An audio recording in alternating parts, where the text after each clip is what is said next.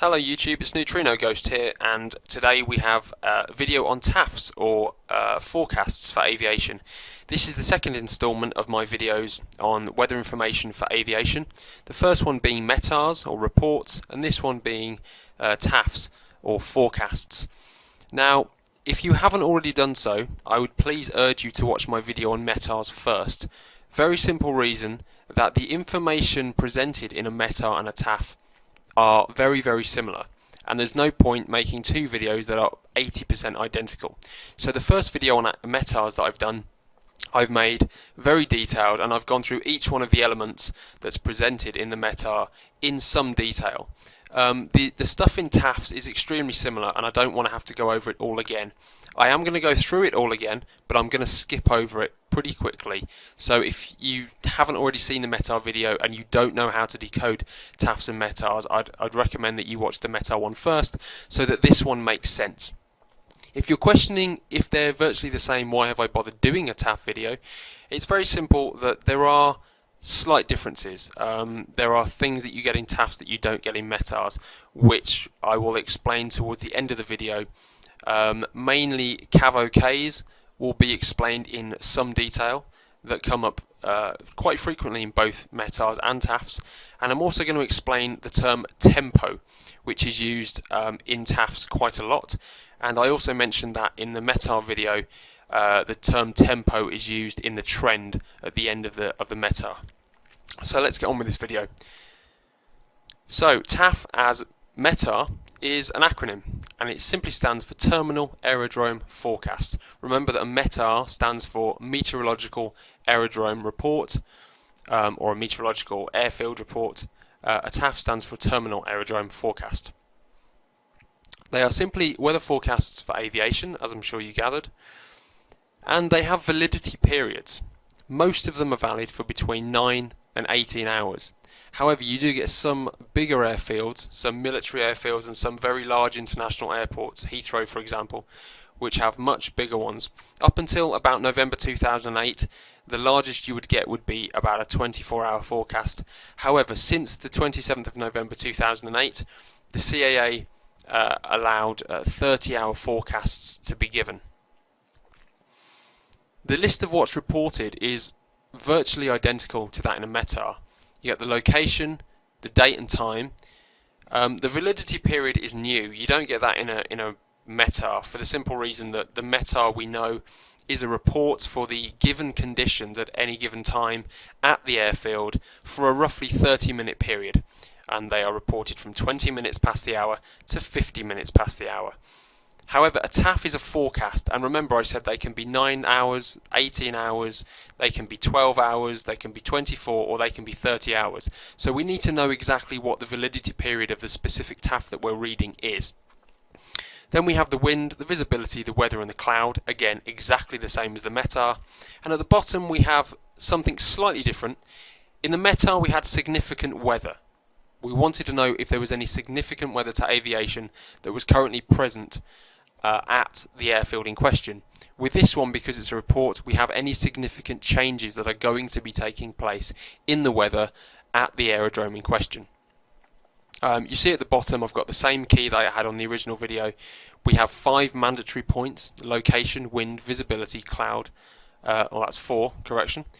And we also have the blue asterisk stating that the visibility in the cloud can be actually removed from the TAF, as they can from a METAR, and replaced with the term CAV-OK, which I'm going to explain towards the end of this video. The location is exactly the same setup as we got with the METAR. You get a 4-letter ICAO code unique to each individual airfield. Sometimes you may find that with a TAF you get a prefixed FC or an FT, which is just short for forecast. So you may get FC EGLL, which means that this is a forecast for Heathrow. Remember, with the METAR we had SA, which stood for Surface Actual, because it was a report. This is a forecast. So if you see SA, you know that you're reading a METAR. It's a report, valid for probably no more than 30 minutes. If you see FC or FT, then you know that you're reading a forecast, and you need to pay attention to the following information. The date and time gives the date and time that the TAF was issued, exactly the same as the METAR. You get the date in the first two numbers, 05. This means that it's the 5th of the month, and the time after that is given in Zulu, 1633. So the TAF was issued on the 5th of the month at 1633 Zulu. Now this is the validity period. This one is slightly different. This is something that we didn't get on the METAR. This tells you the validity period that the TAF is valid for. Okay, so in the example you can see the first example we have 0621 and 0706. This simply means that the TAF is valid from the 6th of the month at 2100 hours until the 7th of the month at 0600 hours. So we can see that that's a 9-hour TAF. It's a 9-hour forecast from 9 o'clock PM on the 6th to 6 o'clock AM on the 7th. The second example is a 24-hour forecast from the 6 PM on the 2nd to 6 PM on the 3rd. So that's a 24-hour validity period. So you know that the following information is only valid for the next 24 hours in that example. The wind, exactly the same again as the METAR. Direction is given in degrees true to the nearest 10 degrees, and the term VRB for variable will be used in a clockwise direction, remember, if the wind isn't coming from one specific direction or won't be changing at any point. The speed in knots is given, and that is again an average of the wind speed over the last 10 minutes, and the term G or the letter G will be used in gusting conditions. Two examples given, very simple. Example 1, the wind is coming from 170 degrees true at 11 knots. Example 2, the wind is coming from 090 degrees, but it's variable between 090 degrees and 120 degrees. The wind speed is 8 knots, but it's gusting 18 knots. Again, exactly the same setup as the METAR. Visibility, again the same. Anything above 10 kilometers will be reported as 9999, all the 9s. Remember, these are in meters, classic SI units. Less than 50 meters visibility will be reported as 0000. Simple example, 5,000 simply means that the visibility is 5,000 meters. And again, if you have varying visibility in different directions, you can have that reported as well. So we see at the bottom there we have 3,000 north, 5,000 east, showing that the visibility to the north is 3,000 meters and the visibility to the east is 5,000 meters. Here we have the weather. Weather is listed exactly the same as it is in the METAR. We get a 2-letter group which identifies forecast significant weather to aviation. Examples, drizzle and mist. This is exactly the same as the list of characters which we get for the METAR. There are about 30 or so of these codes which identify numerous different types of weather phenomenon which are significant to aviation. If you look in the description, I will provide a link to a website which gives you a list of all of those codes. You can have any 3 of these codes in a group, and you can have multiple groups used in any one TAF. The severity, again the same as the METAR, is described with a plus sign if that specific type of weather phenomena is heavy, and a minus sign if it happens to be light. If you don't get a plus sign or a minus sign, it means it's moderate. Don't assume that it's light if there is no plus sign. If there's nothing, it's moderate. The example I've given there is plus TSRAGR. That simply means heavy thunderstorms with rain and hail. Okay, GR is hail. At the bottom there I've got an asterisk which states TS implies moderate to severe turbulence and icing. That's something that you should really take into account. If you see the term TS for thunderstorm in the weather group, it means that by definition you're going to get moderate to severe turbulence and icing. You won't necessarily be told any separate information as to the turbulence and icing level within a given weather system. If you see TS for thunderstorm, you need to imply automatically. In the cloud section, exactly the same as the METAR, we have the amount of coverage given in octas, splitting the sky into eighths, and the cloud base height is given in feet above the aerodrome level. Again, we have sky clear, few, scattered, broken and overcast. Example, few clouds at 1,500 feet, and scattered clouds at 2,200 feet. Again, we have a note there stating that if you happen to have any kind of TCUs or CBs, that is towering cumulus clouds or cumulonimbus clouds, they may be added if required after the height. So for example, you may get few at 1,500, scattered at 2,200 CB. That would mean scattered at 2,200 feet cumulonimbus clouds. Now take note, similar to the weather system we had before, if you have TCUs and CBs mentioned, you have lots of very dangerous convective activity, and you are to assume that you are going to have severe turbulence and icing in TCUs and CBs. Something to make note of, because it may not be mentioned separately. Right, this is where the TAF changes significantly from the METAR. We have significant changes. We have something called probability in the TAF. An example, you'll see prob 30 or prob 40. This gives you a probability that the following weather phenomenon are going to occur throughout the validity period of the TAF. The prob 30 tells you there is a 0 to 30% chance of the following weather phenomenon taking place, or prob 40 means that there is a 30 to 50% chance that the following changes are going to occur. You also get a time.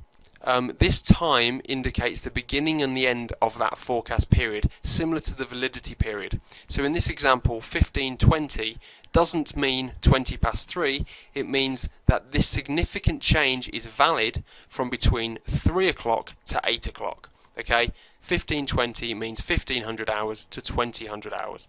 Don't forget that. And then we get a change indicator.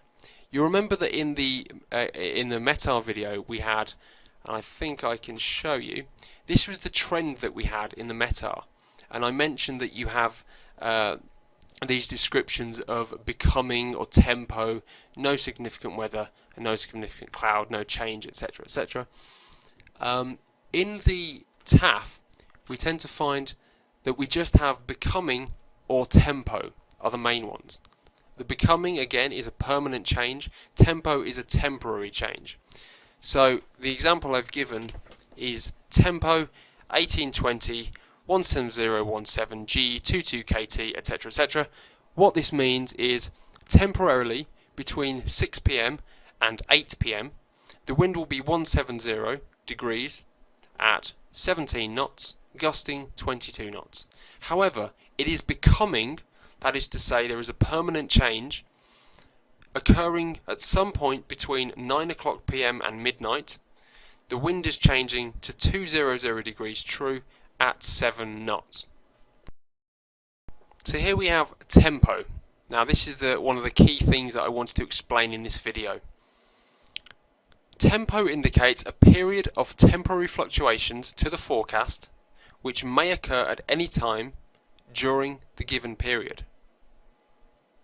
The temporary fluctuations are expected to last less than 1 hour per instance, but will total no more than half the period indicated. Okay, so you can have multiple tempos within any TAF, and for each given tempo you'll have your own validity period for that tempo. So each tempo will not be expected to last for any more than 1 hour per instance, but if you add up all the tempos together, they will not total more than half the total period indicated. Okay, slightly hard to get your head around. Play this bit back over and over again until you understand it. It makes a lot more time the second time round. Now, what I've got here, as daunting as it seems, is the actual TAF for Heathrow for today. So what I'm going to do now is go through and decode this for you. EGLL, that's Heathrow, that's the ICAO identifier for Heathrow. The first group we can see says 021701Z. This means that the TAF was issued on the 2nd of the month, and it was issued at 1 minute past 5 o'clock, or 1701 Zulu. Okay? Now, the next group we have is the validity period, and it tells us that this TAF is valid on the 2nd of the month at 1800 hours to the 3rd of the month at 2400 hours. So this TAF is a 30-hour TAF. It's valid from 6 o'clock PM on the 2nd till midnight on the 3rd. So let's run through it.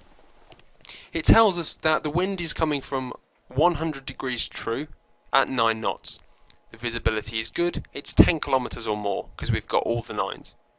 The cloud is few, 1 to 2 octas at 2,000 feet, and scattered 3 to 4 octas at 4,000 feet.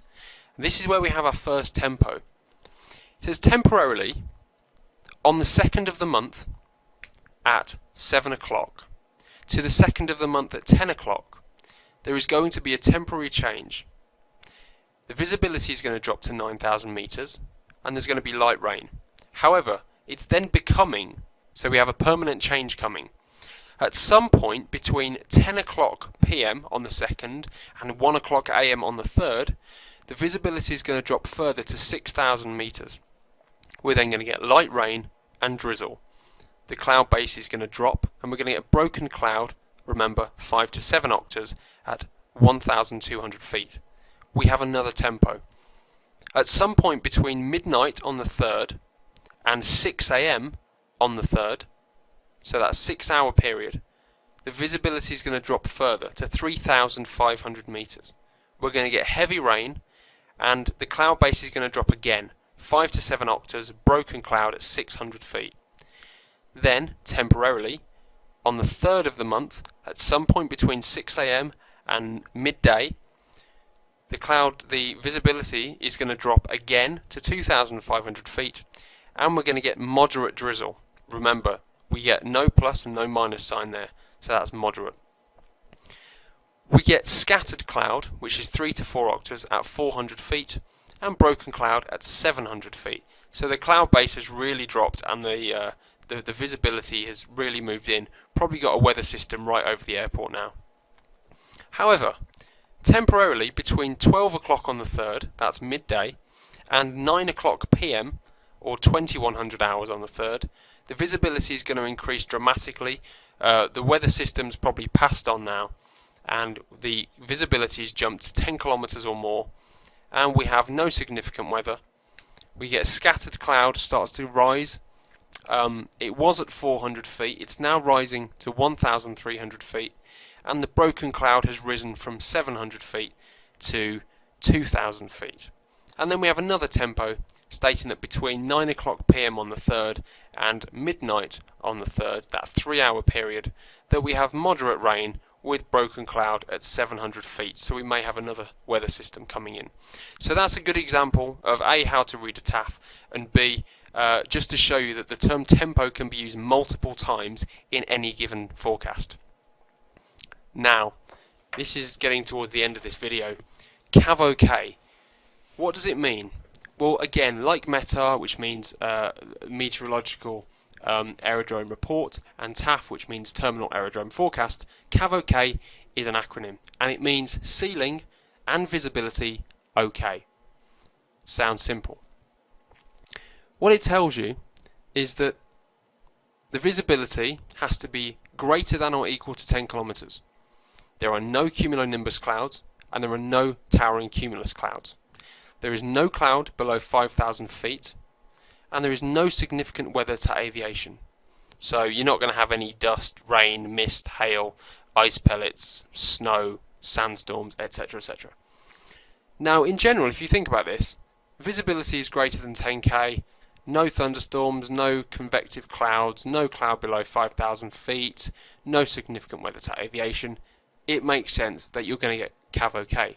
And remember that CAV-OK will replace the visibility and the cloud groups in the METAR and the TAF. So you may not get a cloud group, and you may not get a visibility group. If they both meet these requirements, the forecast or the report will simply say CAV-OK.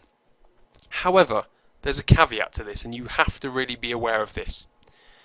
I'll get onto that in a second. Here's an example I've given.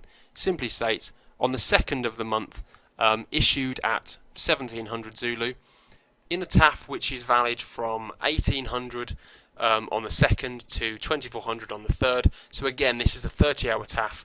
The wind is 030 degrees true at 3 knots, cav OK. Weather's good. Apparently you've got good visibility, no cloud to worry about, very light wind. That's what you'd expect. You have a picture in your head of what a cav OK is. However, it can be very, very misleading. And let me explain why. Cav OK will not be removed from the forecast until the visibility is less than 5 kilometers and or the base of the ceiling, that is broken or overcast, 5 to 7 octaves or 8 octaves, drops to less than 1500 feet. Okay? What this means is that although the actual weather may be a cloud ceiling of 1600 feet, which is pretty low, you may have visibility of anywhere between 5,000 and 6,000 meters. No significant weather may be expected for the next 2 hours, but cav OK will still be forecast. That's really important to know. Just because it says cav OK doesn't mean that it's nice and sunny and the birds are singing and the sky's blue. Okay? There are no requirements to remove cav OK from the forecast until, as we said here, there's no requirement to remove it until the visibility drops to below 5,000 meters and or the base of the cloud ceiling drops to below 1,500 feet. So if you see the term cav OK, have a look at the low level weather charts, the Form 215s, if you've got hold of them. Have a look out the window, see what the weather's really like, if possible. Might not be possible if you're doing a long haul flight. Do what you can, but that's a real good warning to you. Don't assume that the weather's good if you have a cav OK. So that's everything that you should need to know about TAFs. Again, thank you for watching. If you haven't already done so, please watch the METAR video. If you haven't, this TAF video won't make much sense, so make sure you go and watch that. Leave as many comments as you like. Anything that I haven't made very clear, which I'm sure there are going to be things, please PM me, email me, make a comment, and I'll go out of my way to get you the best answer I can. I'll also present lots of links in the description for both TAF and METAR videos to numerous websites which give good explanations to the weather codes, and also links to the Met Office website where you can get hold of TAFs, METARs, and Form 215s and 214s, which are your low-level weather charts and your spot wind charts respectively. Thanks again for watching. Fly safe.